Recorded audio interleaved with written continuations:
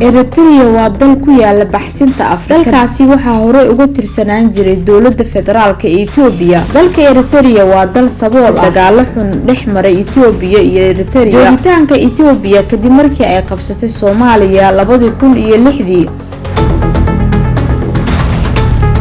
Eritrea waa dal ku yaala baxsinta Afrika, darisna la ah dowladaha Itoobiya iyo Djibouti iyo Suudaan.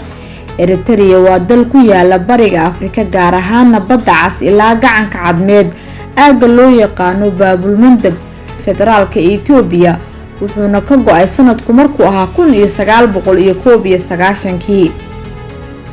Dalka Eritrea waxaa hadda madaxweyne ka ah Isaias Afwerki.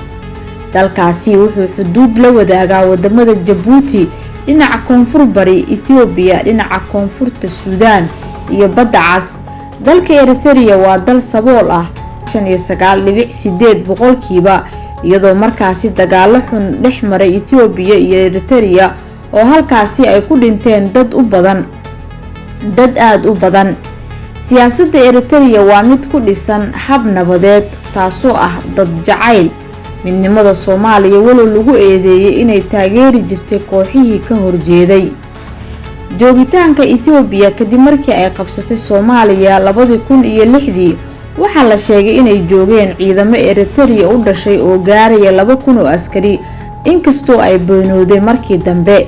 Si kastaba ha ahaatee, waxaa iska hor yimid siyaasadii Itoobiya ay ahayd kala qaybinta Soomaaliya iyo tii Eritrea, taasoo keentay markii dambe in golaha ammaanka uu cunaqabateyn saaro dalkaas. Eritrea waxay ku adkeysanaysaa inay ixtiraamto heerarka caalamiga ee xuquuqda aadanaha.